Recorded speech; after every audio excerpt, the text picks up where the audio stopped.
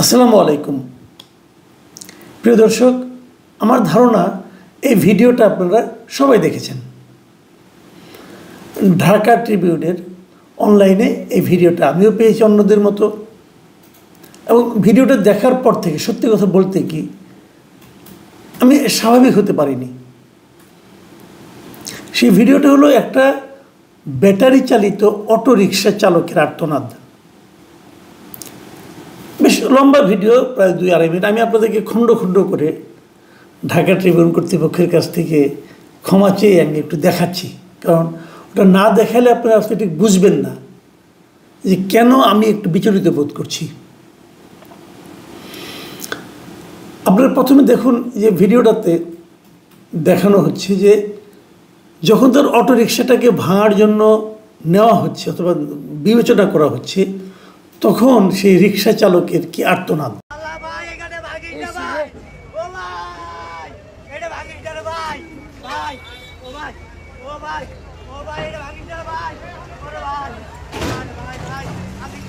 পরের দৃশ্যে যেটা আপনি দেখবেন সেটা হলো এই রিক্সাটাকে চাপ দিয়ে ভেঙে ফেলা হচ্ছে, ভেঙে ফেলে ট্রাকে তোলা হচ্ছে, সেটাও আপনারা দেখুন।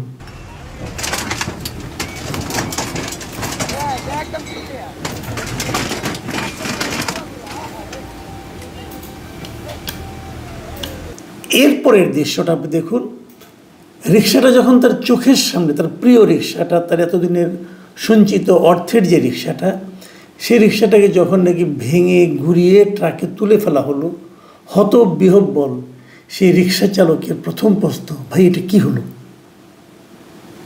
তো এখন আমি কিভাবে আমার সংসার চালাবো? এই প্রশ্নটা সে কাকে করলো এবং তার কী জবাব সে পেল, সেই দৃশ্যটা আপনাদের টাচ করবে আমার মনে হয়, সেটাও আপনারা দেখুন।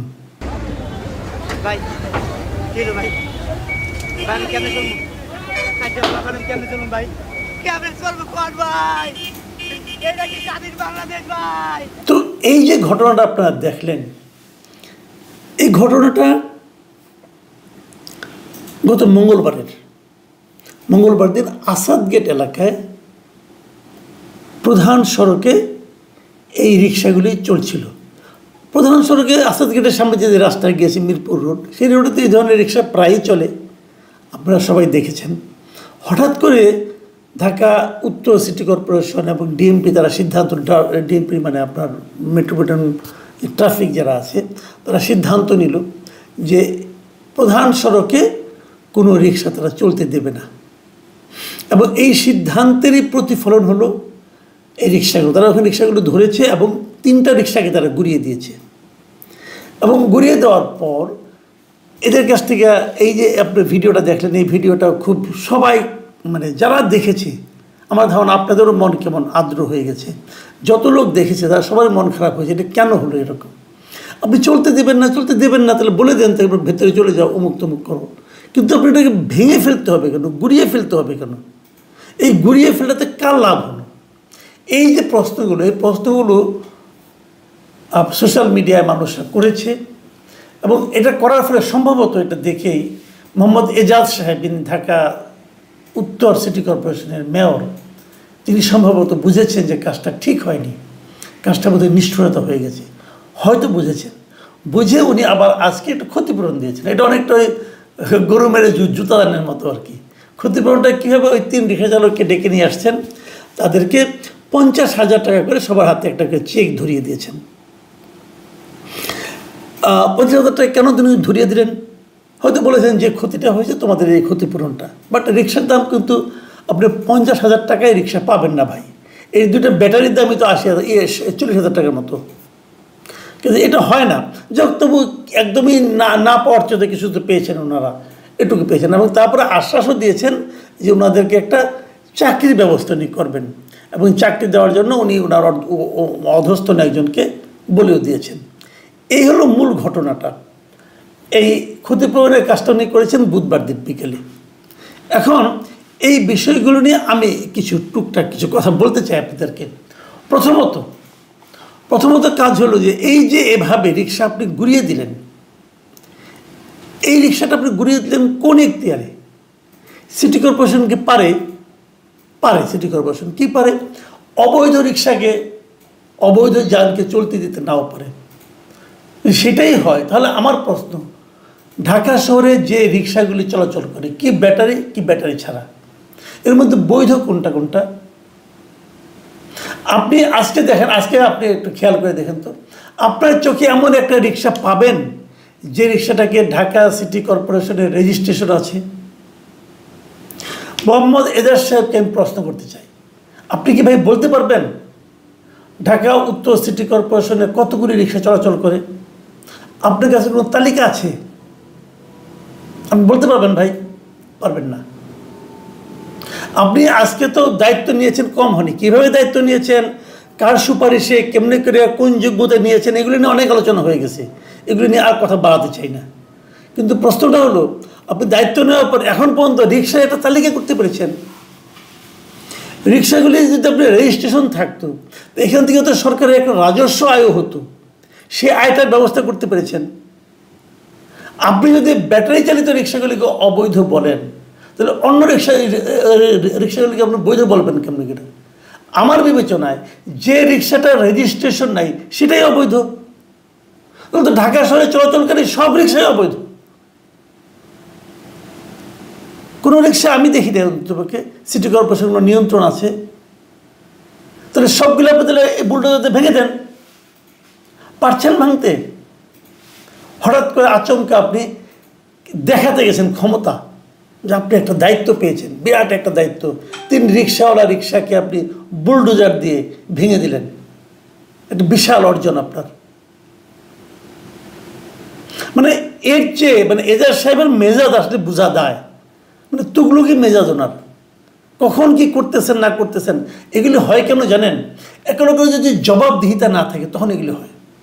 ওনার তো কোনো জবাবদিহিতা নাই। একজন লোক যদি ইলেকটেড মেয়র হতো, সে কিন্তু জনগণের কাছে জন্য জবাবদিহি করতো। উনি কার কাছে জবাবদিহি করেন? কার কাছে? ওনার কোনো জবাবদিহিতা নাই। উনি কী যোগ্যতা?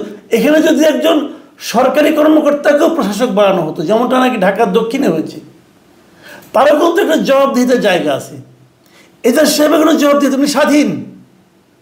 উনি একমাত্র জবাবদিহিতা, একমাত্র জবাবদিহি করেন উনি ওনার মন্ত্রী যে আসিফ আহমদ সজীব ভুইয়ার কাছে, যিনি নাকি চিঠি লিখে বলেছেন এজাজ সাহেব নাকি খুব যোগ্য লোক, তাকে মেয়র বানানো হোক।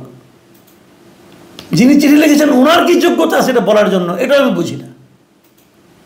একটা তুগলকি কাণ্ড। আমার ইচ্ছা হলো উনি ভালো লোক, ওনাকে আমি মেয়রের মতো, একটা প্রশাসকের মতো, একটা সিটি কর্পোরেশনের প্রশাসক বানাই দিলাম, হয়ে গেল। আর প্রশাসক হওয়ার পরে উনি এটা ভাঙেন, এটা করেন, সেটা করেন, মানে একটা তুগলকি কাণ্ড।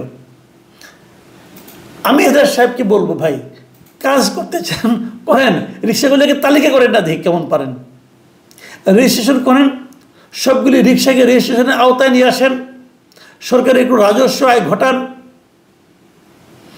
তাহলে কিন্তু আপনার কোনটা ব্যাটারি চালিত কোনটা ব্যাটারি চালিত না সব কিছু আপনি নিয়ন্ত্রণ করতে পারবেন।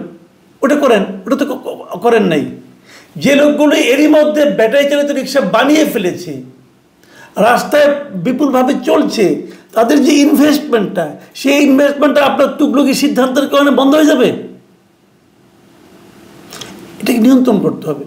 যারা চালায়, অনেকে মাঝে মাঝে দেখি অনেকে ট্রল করে ছবি টবি দেখায় যে কীভাবে রিক্সাগুলো বেপরোয়া চলে। হ্যাঁ চলে বেপরোয়া, আপনি এগুলো থামান, কন্ট্রোল করেন, কোনো সমস্যা তো নাই।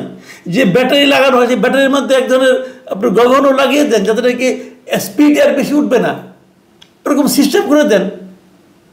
চলছে না? আমাদের পার্শ্ববর্তী দেশেও আমি দেখেছি অনেক শহরে কিন্তু এরকম রিক্সা চলছে, জেলা শহরগুলিতে চলছে, এবং প্রত্যেকটার কিন্তু রেজিস্ট্রেশন আছে, চালকের লাইসেন্স আছে।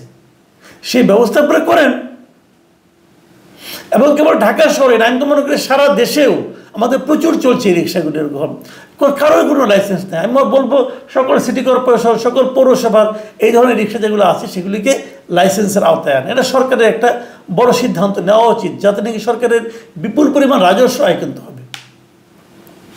এখন আরেকটা কথা বলি, এই যে উনি কাজটা করলেন, ওদেরকে ক্ষতিপূরণ দিলেন, ভাই এটা কার টাকা দিলেন? আপনার ব্যক্তিগত টাকা নাকি সরকারি টাকা? যদি সরকারি টাকা হয়, সেই টাকা দেওয়ার আপনি কোন আইনে দিলেন, কোন খাতের থেকে দিলেন? ভুলটা তো আপনি করেছেন। আপনার ভুলের মাসুল আপনি দিবেন পার্সোনালি, সরকারি টাকা কেন দেবেন? সরকারের যে টাকাটা প্রত্যেকটা পাই পয়সার হিসাব তো আপনাকে দিতে হবে ভাই। আপনি এই টাকার হিসাবটা আমাকে দেন তো একটু। আপনি কিভাবে এই টাকাটা দিলেন? এই ভুলের টাকা তো আপনি দিতে পারেন না। একজন পাবলিক হিসাবে, একজন নাগরিক হিসাবে এই প্রশ্নটা আপনাকে আমি করবো যে এই টাকাটা আপনি কার টাকা দিলেন? এমনিতে আপনি 50,000 টাকা কম দিয়েছেন, মানে এক একজনের 50,000 টাকা হয় না, কমপক্ষে এক একজনকে 80,000 টাকা দেওয়া উচিত ছিল। কিন্তু তারা নিয়েছে কেউ নেই, তাদের কিছুই পেত না। কিন্তু গরিব মানুষ যা পাইছে তাই ভালো। তারপর আবার চাকরির লোভ দেখিয়েছেন। আর চাকরি যেটা দিবেন সেটাই বা দিবেন কোন আইনে? একজন মেয়রকে ইচ্ছা করলে একজন লোককে চাকরি দিতে পারে? এই রাষ্ট্রের কেউ একজন লোককে বিনা আইনে, বিনা নিয়মে চাকরি দিতে পারে না।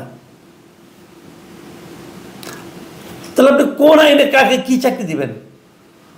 তো এগুলোও কিন্তু বুঝতে হবে। হ্যাঁ, হয়তো বা মাস্টার হলে চাকরি দিবেন, তো মাস্টার হলে চাকরি কি আর চাকরি নাকি? কদিন পরে চাকরি থাকবে না। কাজে এগুলো কিন্তু একটা, আপনি যা কিছুই করেন একটা নিয়মের মধ্য থেকে করতে হবে। কিন্তু উনি এগুলো মানেন না কেন? উনি তো নিয়মের মাধ্যমে আসেনি নাই। উনি আসছেন ওনার মতো করে। উনি আসছেন আসিফ মাহমুদ সজীব ভুয়া রিকোয়েস্টে, তদবিরে। তো তদবিরে যে লোক আসছে তার তো কোনো সমস্যা নাই, উনি ওনাকে ট্যাক্স দেন, আর তো কারো ট্যাক্স দেওয়া তার দরকার নাই। তো এইগুলি হলো কি, অনিয়ম যখন এভাবে চলতে থাকে তখন সেটা কিন্তু সর্বব্যাপী হয়ে যায়। আমি মনে করি রাষ্ট্রের প্রত্যেকটা ক্ষেত্রে আপনাকে নিয়ম প্রতিষ্ঠা করতে হবে। এই যে সংস্কার টংস্কার বলতেছেন না, এগুলি কিচ্ছুটার ভাই। নিয়মটা প্রতিষ্ঠা করেন, সরকারে করেন, প্রশাসনে করেন, আইন শৃঙ্খলা বাহিনীতে করেন, বিচার বিভাগে করেন, নিয়ম প্রতিষ্ঠা করেন। নিয়ম প্রতিষ্ঠা করলে সবাই ঠিক হয়ে যাবে। তখন আর ব্যক্তির ক্যারিশমা দেখানোর দরকার পড়বে না। আশা করি এই পরামর্শগুলো সরকার ভেবে দেখবেন। আর এজাজ সাহেবকে যে প্রশ্নগুলি করেছি, আশা করি উনিও সেগুলির জবাব দেবেন। প্রিয় দর্শক, এখন এই পর্যন্তই। আল্লাহ হাফেজ।